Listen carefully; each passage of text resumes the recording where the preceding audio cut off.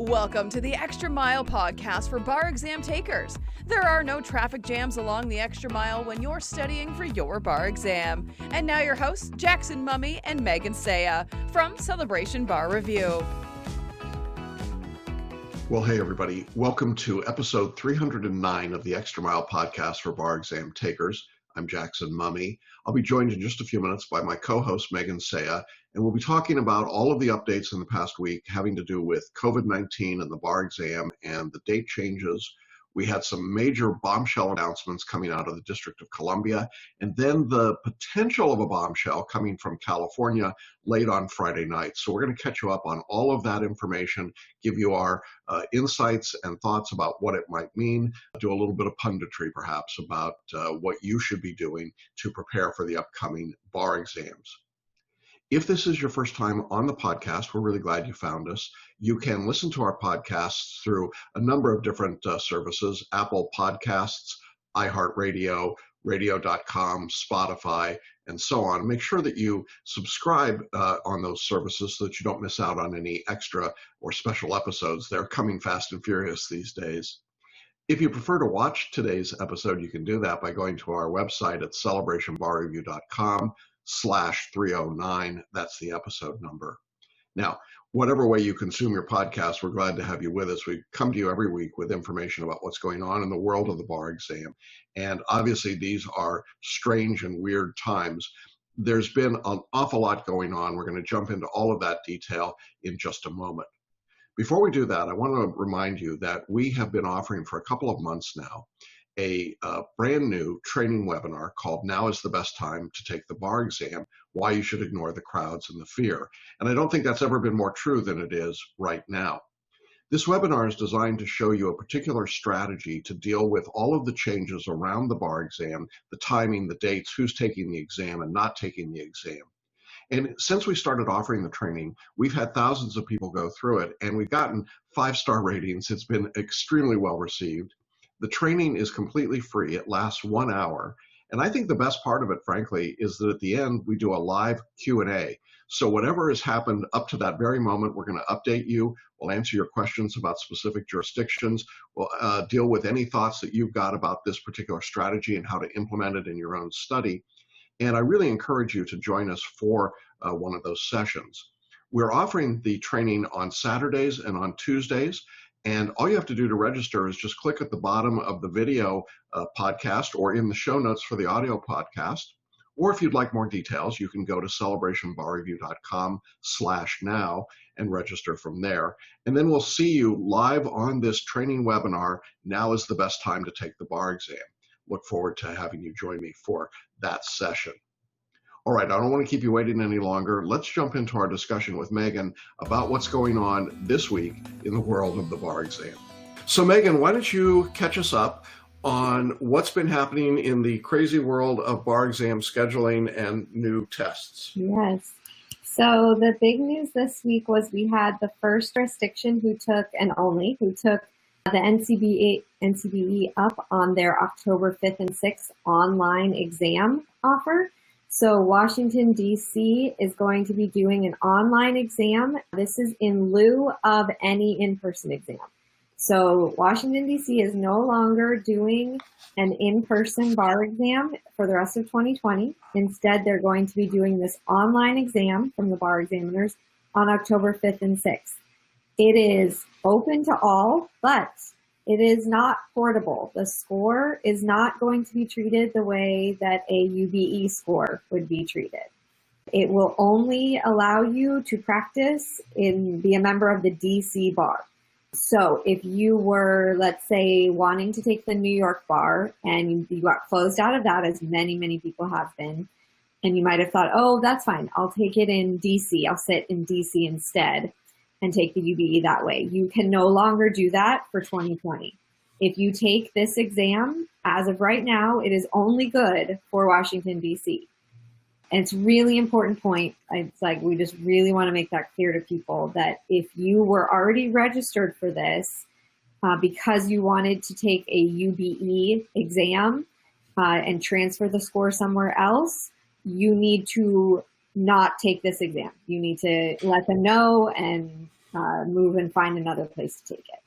Yeah, now, and earlier in the week when the announcement was first made, the DC bar examiner said, well, we're not going to refund anybody their money, even though they made the announcement after their deadline. They got a lot of pushback on that, didn't they?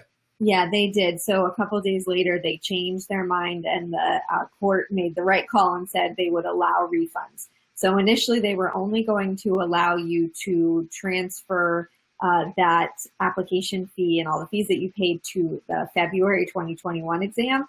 But people were obviously pretty outraged that they would close their registration time and then within, I believe, 24 hours, come down with this, oh, get surprised, we changed the date and we're doing it online and it's not a portable score. It seemed pretty tricky, pretty unfair. And so thank goodness they did the right thing very quickly and decided to offer refunds. So again, if you are registered for the DC to take the bar in DC and you do not want to practice in DC, you just wanted it as a UBE score, you need to contact them and get a refund. It's going to take a little while to get a refund, unfortunately, but you need to get that process going and you need to figure out if there's another jurisdiction where you can sit and take the UBE in the summer or fall. A lot of places have closed, so you need to get on this quickly. We did a video earlier in the week as soon as the news broke, so hopefully you saw that if that pertained to you. We tried to get the word out really quickly so that nobody would get stuck, unable to move to another jurisdiction. Yeah, and there's a lot to say about this DC change. We did put together a video earlier in the week. Then following that, I had some communication with the NCBE, and it was fascinating, right? I mean, you saw some of it. So the upshot of the communication with the NCBE was that I said, okay, so what are you going to do to help prepare people for this test that you're going to give in October? You know, what's it going to be like? What's going to be in it? What can you help us with there? And their response, which I thought was, you know, candid to be sure and helpful in that sense, was we don't have any idea. We haven't even started. I mean, what I got out of it is we haven't really started thinking about that test because, and I think this is critical, they have to do the July exam, then they have to do the September 9th exam, then they have to do the September 30th exam. Now, remember, this is an organization that does 2 tests a year. They suddenly have 4 tests to give in a period of, 2 months. And I think they're just overwhelmed. Didn't you get that sense? Yeah, I think this was really, and I know we talked about this before, this really seemed like it was offered as a sort of to mollify people or jurisdictions who are upset about not having an online option. But it certainly didn't seem like they were certainly not encouraging any jurisdictions, to put it that way, to take them up on this. Yeah. It sounded like they were actually surprised about DC. So I think this is the lowest priority. It's not a full-length UBE. It's not a portable score. So this, I would say pretty clearly, is the lowest priority exam that they have coming up. This is just not something that they are going to be devoting a ton of resources to right now. They will do at some point because DC took them up on it, but this is not going to be a priority right now. Yeah, I think unless another few states or a big state decides to jump on board, I mean, if you think about it, the NCBE has to create 200 MBE questions for every exam. They have to create 6 essays and 2 performance tests. So if you multiply that times 3 for the July and the 2 September tests, that's a lot of questions. I mean, I know people think, oh, you can just dash questions off, but no, you really can't. They take years to develop these multi-state tests.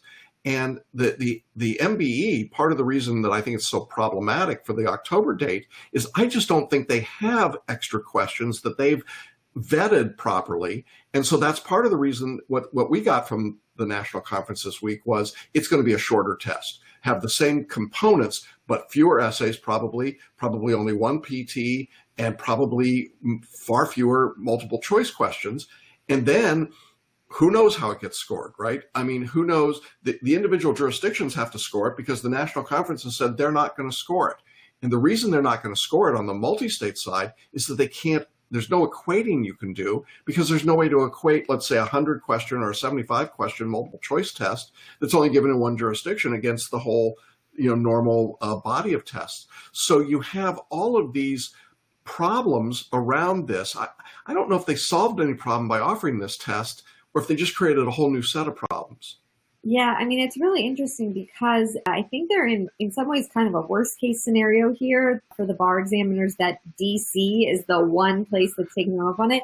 If several states end up there, and there could be more that end up taking them up. I think at this point, the bar examiners, that would be positive for them if more states did, because at this point, the poor people who work there are now going to be tasked with writing a whole new test for potentially a handful of students. Yeah. Because when you're talking about only people who can practice in DC, I cannot imagine how many people are actually going to sit for this test.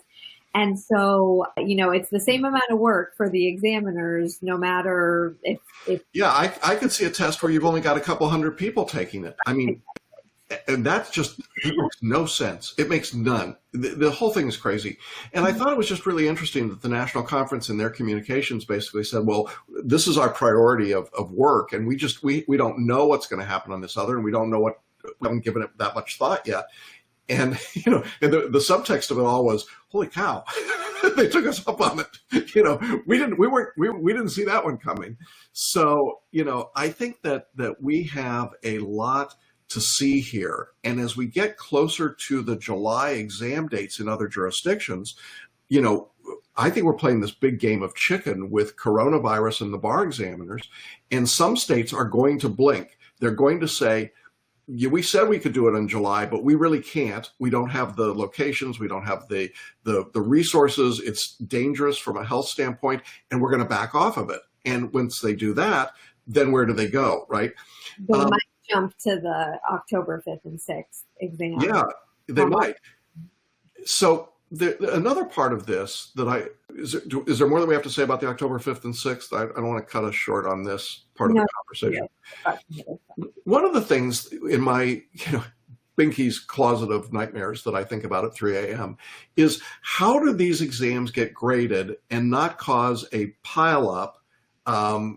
Well, actually, those of you that have been to Disney World, when you go on the People Mover, and you take the escalator up, and they have to stop the escalator periodically because it gets jammed up at the top and people start tripping over each other because it's carrying you up to the top of the escalator. Does that analogy make sense? So I think that the good analogy would be, imagine you're just on a regular escalator. Okay, fine.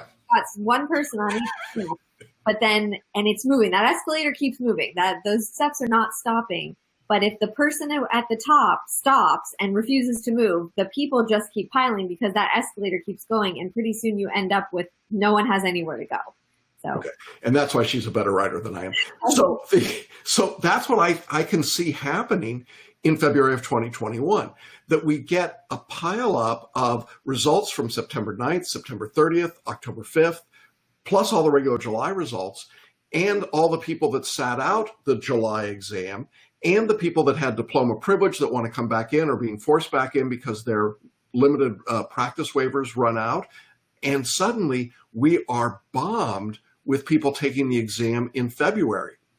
And so I think it's going to require, and here's my advice to all of you, you need to be super vigilant in checking and making sure that you are locked in to take the exam, that you've got a seat in any place that will let you come in. Secondly, you've got to be studying now. It is going to be a crazy, crazy February 21. That's what starts to become clearer to me. What's your take there? Yeah, 100%. I think that, you look at New York, they could not allow in most of the people who wanted to take the test. And so what's going to happen is all those people are not going to suddenly not want to take, right? If that's you, if you've been studying for you want to be a member of the New York bar and you couldn't take it in New York this time, which is most of our students, then you're not suddenly saying, well, never mind, I'll just move to, Iowa. No, you're like, it's just going to be February, right?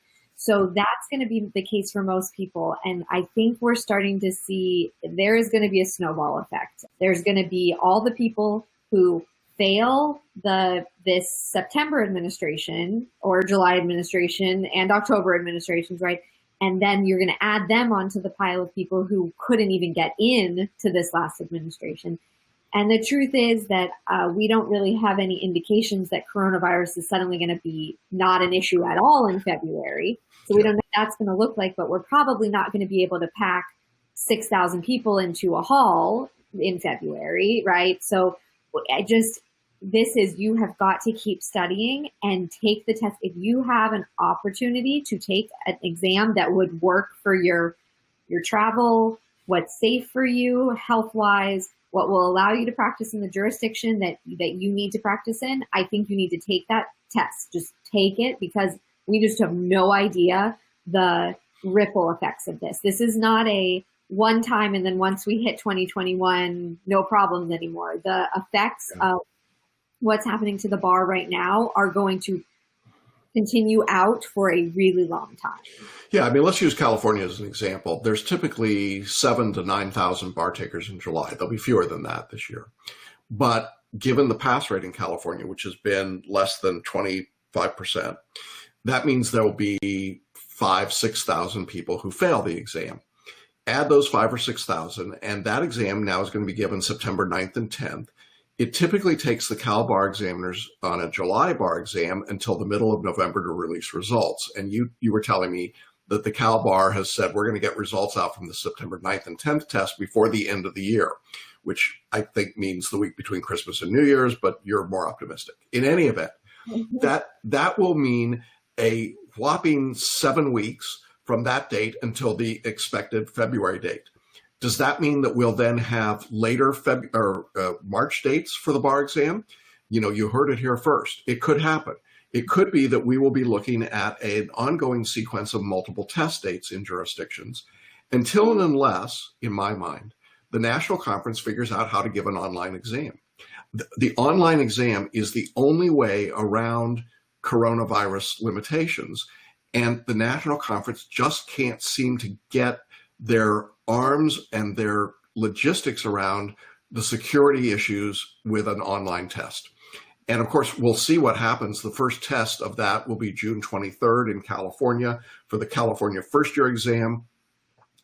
Then we'll see what happens. And we've already got commitments from Nevada and Michigan and Massachusetts, I think, right? All saying they're going to go online for a test. I don't know about Massachusetts, if they're online or not. Confirmed yet, but they're a possibility. Okay. They're leaning that way. Indiana, I think, was leaning that way as well.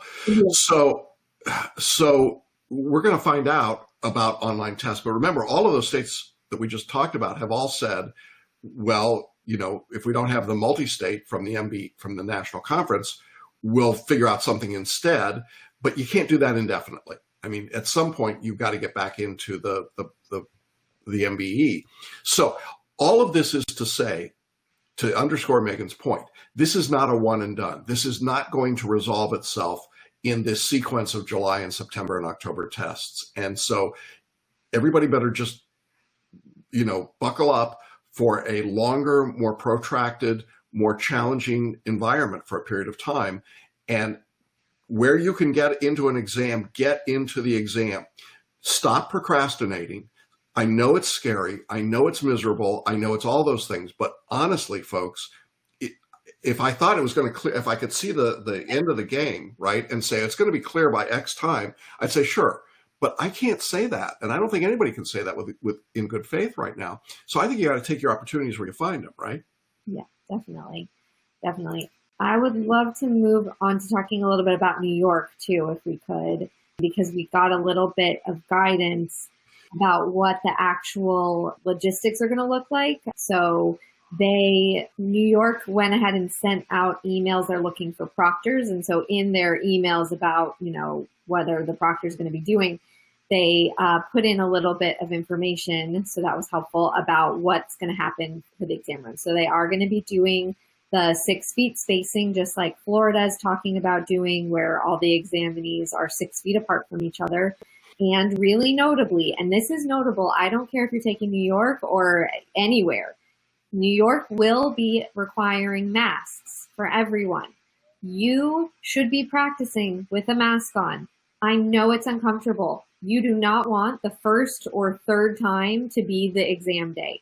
So even if you are not in Florida or New York, if you are taking an in-person exam, you need to practice with a mask. It's uncomfortable. Yeah, let me talk about that for a minute. I actually tried typing the other day with a mask on, and admittedly, I'm wearing glasses, and they're progressive bifocals. But when the mask comes up like this, it has an impact. I mean, it actually does. And I found it awkward, frankly, to do it. And the thought of wearing that mask for 6 hours or 8 hours is something I would have to get used to. Now, I believe you can get used to it, but right. I think it does not happen, as you said. If the first time you put on the mask for 6 hours is on bar exam day, you are going to be one unhappy person. And I think it could have an impact. The other thing is, I've learned, as we all have, I guess, there are many different kinds of masks of different material with different comfort levels. Some of them are more comfortable across the sides of your face. Some of them are, elastic and they hurt. There's all kinds of things going on here. And I don't know about you, every time I order masks, it takes forever to get them, no matter where I'm ordering them from. And by the way, I still don't have my New Orleans Saints masks, which I'm a little unhappy about. But the point is, you got to be practicing. And I keep talking, particularly to my Florida students this last couple of weeks, and saying, you're studying with masks, and not a single one of them have told me that they are. That is not a good plan. Start studying with a mask. So regardless of where you are, if you're going to be taking an exam in person, I think Megan's right. Get a mask. So New York, they're still trying to figure out locations. I mean, it was an interesting list of places that they said were possibilities, but it also wasn't clear that they were going to do it. And they were recruiting proctors, weren't they? It was like, right, because they're going to need, all of them are going to need a lot more proctors and workers than in normal circumstances, obviously. And same for the online ones too, because you need the way. Right. Yeah. You have somebody watching. Yeah. Right. One person has a small group of people who they're in charge of and watching and monitoring. So yeah, definitely. Welcome to the new world, right? I know. All right. And then Latoya asked in the side. So yes, California is considering, they're not sure. This is echoing what we have been talking about and expecting for a while. California has said that if they're going to wait and see how the online examination goes on June 23rd for the baby bar. If it is a disaster, which is kind of what we've been saying, like if this does not work out very well, they're saying that they're potentially going to move the exam to October 5th and 6th. And it's going to be based on the feasibility of upscaling it, right? Because the baby bar is significantly smaller than the full scale bar exam in California. So we don't know what that means yet. Just to clarify, that's the same dates as the proposed test from the NCBE, but California is not a UBE jurisdiction. So California writes its own test, but then they use the MBE from the NCBE. So potentially, the NCBE has said that jurisdictions can pick and choose. If they want to use parts, they can use parts. So my guess would be that if they do the October 5th and 6th, the reason why they pick those dates are probably not coincidence, that what California could do is they could do their own performance tests and their own essays just like normal. And we don't have any reason to think they would shorten them, but they could do those. And then they would use the shortened MBE online version from the NCBE. So if you remember, we talked last week about with this new one that it might have been a way for the NCBE to get around having to give California its own online version of the MBE because it's very clear that NCBE does not want to do that.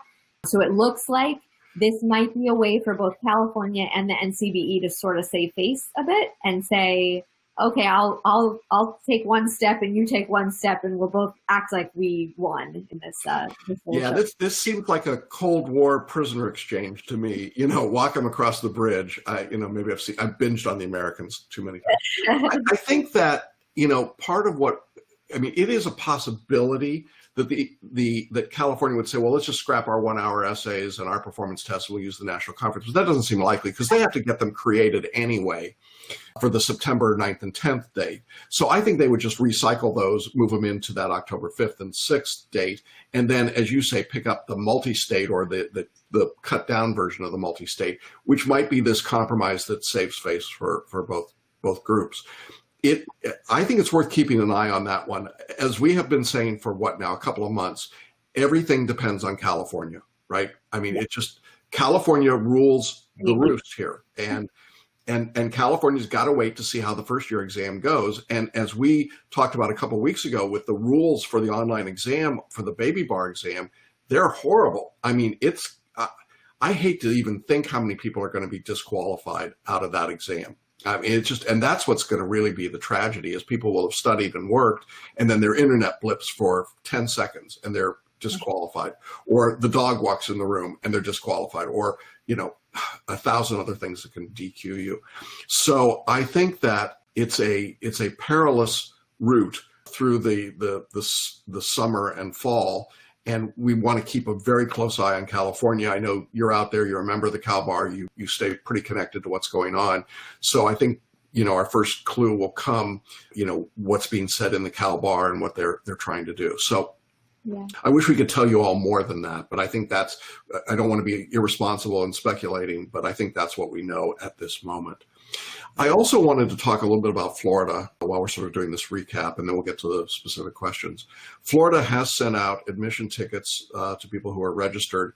They are now assigning people to either Tampa or Orlando, and then there's some little tiny type at the bottom that says if there's some reason that you want to be at the other location, you can submit a request. Doesn't guarantee you'll get it, but you can say what it is and make the offer. As a Florida resident, as a Florida bar watcher, I still have enormous doubts about how they're going to pull this off. On the other hand, Jacksonville just said they're going to host the Republican National Convention without masks. So maybe it's free for all time and we just do whatever we want to do here, in which case I guess they'll give the bar exam, but it is going to be a challenge. And if you're coming in from out of state, the examiners have said 14-day self-quarantine. You got to have masks. You're going to have your temperature taken. You got to answer a health questionnaire. We know that Florida has always been very difficult about the process of getting into the exam. I think it will be even more so in this exam. So just keep your eye on that. We'll see what happens there. But only those two locations. They're not talking about anything online. They're not talking about changing the dates. None of that is going on. We did have one state that changed their date this week. Yes, right? so real quick, and then is Rhode Island. They had already said a long time ago that they were postponing. They were not going to be doing the July exam, but they weren't sure when. So they picked a date. They picked September 30th through October 1st. So if you were taking the exam in Rhode Island, then now you've got a date that you know. And that's a UBE jurisdiction. Yes. Yeah. Okay. All right. So, I mean, look, stay tuned. Yeah. We're not done. We're a long way from done, and we'll see what happens. I am waiting. I think the next significant piece of information is, does anybody else pick up the October 5th and 6th date? Barring any decisions there, then I think we wait to see what happens on June 23rd with the California first year exam. And then I think things may start to fall into place a little bit more. So any other thoughts about that before we pivot over? No, just keep studying no matter which date you end up taking. And no matter, super important, the NCB, we got it straight from their mouths. Like, this is the same exact scope. Even this shortened exam is same exact scope. California being online, same scope. There's no difference in the scope. So please, please, please do not think, oh, I'm taking a shorter version, so I'm just going to not study, community property in California because it's probably not going to, no, don't do it. Like, Jackson and I were talking about, doing predictions this time through, and really the prediction is there's going to be 4 exams. Everything will be covered. Like in at least one of the exams, they will probably cover every topic. So. Well, they have to, because you can't ask the person that writes your evidence essays to write 4 essay questions and have them ready to be graded. I mean, people think it's just you write out the question, but listen, there's a lot more to this. You read a draft or point sheet, it is comprehensive. It takes a lot of time and effort, and then you have to be able to train your graders to be able to read that and come up with consistent responses. You just can't do that. You can't do 4 questions in one topic. And I mean, I think it's one of the reasons Texas, for example, cut down the number of questions. They went to a shorter 2-day exam, but you just can't get it all in. And Texas is giving the exam twice. That means they got to do this twice. Right. So I'm pretty sure they're going to take half the questions and put them in one and half in the other. Yeah. So you're going to get them all. I mean, one way or the other, it's going to happen. So yeah, predictions are easier than they've ever been this year. Study everything. Absolutely everything. All right. We got a few questions kind of coronavirus adjacent. All right. The NC Board of Law Examiners is still holding the July 28th and 29th bar, but just sent an email that states we may defer to the February exam without penalty or additional fees if we choose. part of me is tempted to do that because I feel behind in my studies. With photo reading, I also tell myself I can catch up, but I'm torn. Okay. Well, I want to start with the basic premise that you and I just talked about. If you've got a seat in an exam, keep it. Take the exam, unless you feel that it would impact your health. And you should never take the bar exam because of your health. So if you're immunocompromised, is that the right word? If you're an old guy like me and you're, I'm not unhealthy, but if you were unhealthy, and you just think going to the exam would jeopardize your health, don't do it. But outside of that, I think you should absolutely take the exam. That's number one. Number two, if you're a photo reader, if you're in our course and you're a photo reader, oh my gosh, please take the exam. You can photo read. You can photo read so fast, so much more effectively. But I'll tell you what photo readers tend to do. They don't trust that they're getting it, so then they grind through it. Just photo read it, flip it. It's there. You got it. It's all there. And I just want to continue to remind you that when I talk to people who are successful and they in our course and we talk about photo reading, they all say, I just gave up and did what you told me to do. I didn't try to fight it or figure it out or analyze. I just did it. And what do you know? It worked.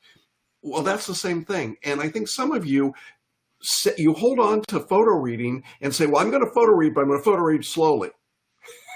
That's an oxymoron. You can't do that. You photo read and you let go. So that's my view. You want to add anything to that? No, I think that's great. I think it's June 12th. You have time. Like the July, even if you've got the July exam, it's not as close as you think it is. I know it probably feels really close to you, especially when you have maybe people in group coaching calls who are taking it in September and you're like, it's not fair. I want to, it's really, we're not in July yet. And as long as we're not in July, I'm really going to be saying you have plenty of time. But even when we get to July, you have plenty of time. Don't take your foot off the gas, but you should not be panicking right now, certainly about, I don't have enough time to get to Yeah, and you don't have to be a photo reader to have enough time for July. I mean, I want to just express that, but photo readers have an extra benefit, sure. All right. All right, we will be back to you again next Friday, the 19th. Hope everybody has a good weekend. Stay healthy and safe. Keep working. We appreciate all of you being here. We appreciate and we will see all of you again next Friday, unless something breaks in the next, between now and then, in which case we'll be back with, breaking news. So take care, everybody. Thanks, Megan. Great to see you again. And we'll see you all again next week. Bye-bye, everybody. Well, Megan, we're back. We managed to get an entire webinar in, and no sooner had we hung up from the webinar than we had this interesting letter from the California clerk of the Supreme Court. Is that correct? Yes. And you want to summarize it for our listeners? Yeah, so basically we talked about it a little bit on the webinar, but the California court has said that they are now considering moving the exam date yet again. They've originally postponed it to September 9th and 10th, and now they are looking at switching it to October 5th through 6th. And the reason for this being that the NCBE has released, or says they will release, a fourth exam on October 5th and 6th that will be an online exam. It will be a shortened version of the UBE exam. And they have said that they will allow jurisdictions to pick and choose and use parts of it as necessary. So what it sounds like, the court said that the MBE is quote, an essential component to scoring the entire two-day exam, which Jackson, you've talked about at length, the reality of that situation. So it sounds like perhaps what California is considering is moving their online exam to October 5th and 6th to allow them to use the MBE portion of the online exam. We would not expect them to use the essays or the performance tests, but they could use if they wanted, they could use just the shortened MBE from that exam so that they didn't have to try and write their own. Yeah, so let's try and unpack this a little bit.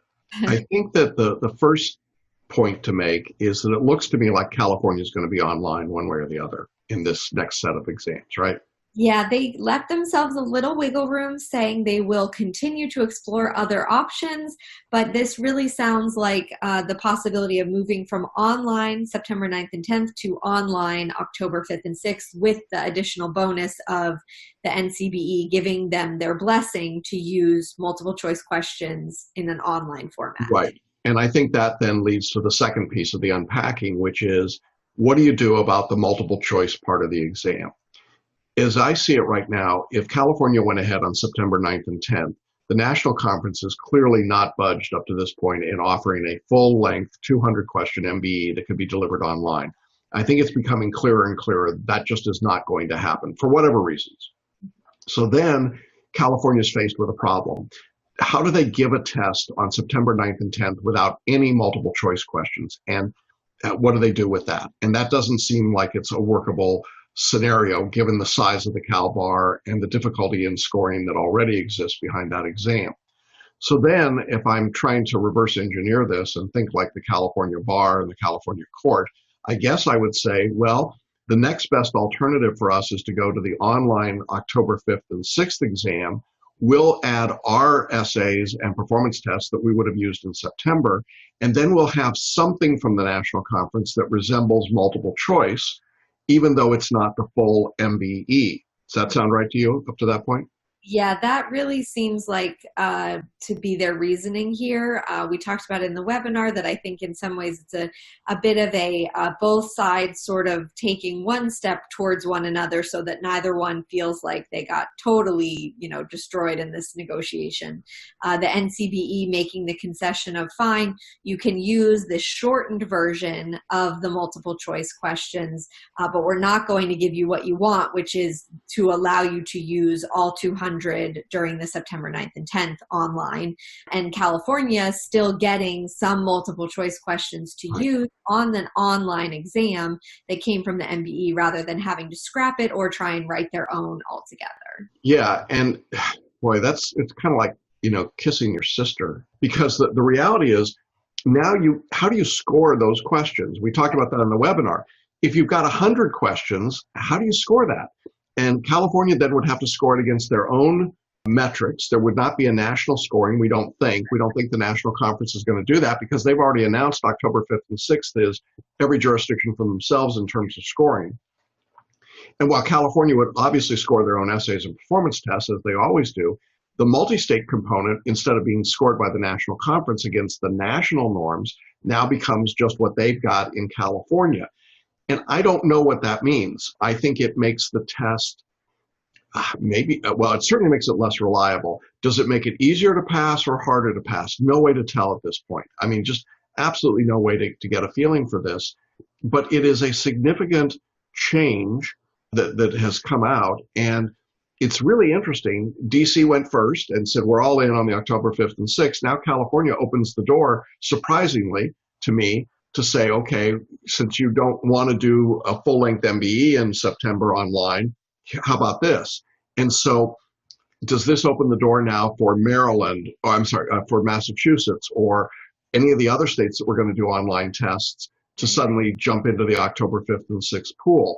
California's the big player here. And if they want to go October 5th and 6th, that may move us all to October 5th and 6th in terms of the states that want to do online exams. So I think this is a significant statement, but to be clear, when we want everybody to understand this, California has not decided anything at this moment, right? Yeah, sort of strangely, I think they're saying we want to wait and see what happens with the baby bar on June 23rd. But the odd thing with that, we anticipated that California would not be making a decision until after they saw how the baby bar online administration went. But really what's odd to me is that what they're saying is, well, we'll figure out if we're going to do an online test or another online test after we see how the online test goes. That waiting would make sense if you were trying to evaluate, do we do it in person or do we do it online? I suppose maybe, as you said, putting yourself in the shoes of the Cal Bar examiners, maybe what they're, and the court is maybe what they're trying to think is, if the June exam is just an unmitigated disaster, there's always the possibility of them just scrapping all of the 2020 exams and saying we just can't do any online. I just don't know. I think the only reason to wait until after you've seen how it goes is really that you're anticipating you need an out in case it just is terrible and you think there's no way, as they talk about scalability in their letter, if there's just no way to scale it to the level that you would need for the full length bar exam. And if California didn't give an exam again in 2020, that means we could be looking at 14,000 people trying to take a bar exam at the beginning of 2021. I can't even imagine the logistics behind that and how that would happen. And it starts to. They want to give it. They really want to give it. Yeah. So, good on them that they want to give it. Whether or not this is going to work, I just don't know. I understand the bar in California must feel they're between a rock and a hard place here. And you can see them trying to scramble around and come up with something. But boy, none of these are good solutions, really. And so I think that and I know the question we're going to be getting, we've already started to get it in just the few minutes since we finished our webinar, is what do I do as a student? The answer is you keep studying. You keep working, you keep going, you keep assuming for the moment, September 9th and 10th. You assume an online exam because we don't know for sure one way or the other, but you assume an online exam and you assume one that's got all of the components, the essays, the performance test, and the MBE. Even if the exam switches to October, just to reemphasize, it's all the same subject matter that's being tested. We don't know the scope. We don't know anything else. I think it's safe to assume essays and performance tests would be identical from September 9th to October 5th. They only have to do it once, same set of materials. It's that second day that's going to be more variable, I think, at this moment. So that's what we know, right? Keep people informed. This is certainly, I didn't expect we were going to get back together within a few minutes after finishing, but here we are. So we'll append this. Any other thoughts about this as we sort of wrap this part up? I think it's important to state again that we do know that if California uses this shortened version of the MBE, it still covers the same scope of material. It's just a smaller number of questions. The NCBE does not even know themselves yet what that number is for sure. So we can't tell you that obviously yet, but we do know straight from the straight from the national conference that it will encompass the same scope of material as the full-scale MBE. So if you're a California student and you're concerned about, am I taking the MBE, am I taking a short version of it, it will have the same exact scope, and you should be studying as of right now as though you are taking the MBE in all the subjects that are encompassed by that. Yeah. So. And just to say the obvious, not that it was before, but that test in October would not be a portable score. Now, California is not a portable score normally anyway because they don't have reciprocity with other jurisdictions. But just to be clear, you can't jump in, take the online California exam on October 5th and 6th and have it be useful for you anywhere else. So, if it happens that way, that's when the test is given. So just, so everybody knows what the game is there. So, okay, so there's one other item that we need to be thinking about right now, which is if the exam is given in October 5th and 6th, has to be graded by California. What does that do in terms of the dates for getting results out and then the impact in 2021? Right. So initially the court had said that they would get the grading done by the end of 2020, even if it was the September exam.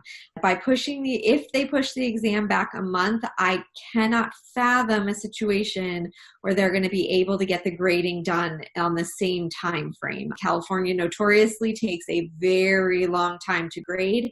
They obviously have so many thousands of applicants that they have to read through, and there are 2 performance tests and the essays, and it's a lot to get through. So I don't know what happens, because if we're not looking at grading being done then until maybe late January, mid-January, if they're really, really, really, really pushing it, that really does not give you time before the February exam. So I am just not sure. I think it really goes into what we were talking about on the webinar with the ripple effects. If California can't get their grading done until later in January, that pushes all the people who failed, which is about 75% of the people who take the exam in California. They will get pushed, potentially a good number of them will skip the February exam and get pushed into the July. So now we're talking about seeing effects all the way into July of 2021. Even if coronavirus is no longer an issue by then, the effects of this will be felt, for a year from now. That's more than a year from now. So. Yeah, I mean, if you're pushing the exam back by more than a month, the examiners had said that they expected to get results out by the end of 2020 for a September 9th exam. This would push them to the end of January of 2021. There's no way then that anyone could take the February 2021 exam. So I think you're absolutely right. So I think there's a huge ripple effect here. And this is just going to be one of the factors that has to be considered. All right. Well, thank you, Megan. I appreciate this update. I'm really hopeful that we can put this to bed for the weekend now and wait till Monday morning to see what new and exciting things the bar examiners have in store for us. Definitely. Thanks. Good to talk with you. All right. Bye-bye. Well, that's our episode for this week. I hope that the information is helpful to you. I'd like to remind you that if you'd like a continually updated set of data about what's going on in the bar exam in July 2020, you can go to our website and you will see a menu item that says July 2020 exam changes. Just click on that. We've prepared a table with all 50 states, their exam dates, links to their orders and announcements, and any relevant details. So make sure you check that out. And then finally, I want to remind you again about our free training webinar. Now is the best time to take the bar exam. You can register by going to celebrationbarreview.com/now or click on the registration button in the show notes of today's podcast. All right, well, hope everybody stays safe and healthy. We'll see you next week along the Extra Mile. Thanks for listening and watching the Extra Mile podcast for bar exam takers at celebrationbarreview.com.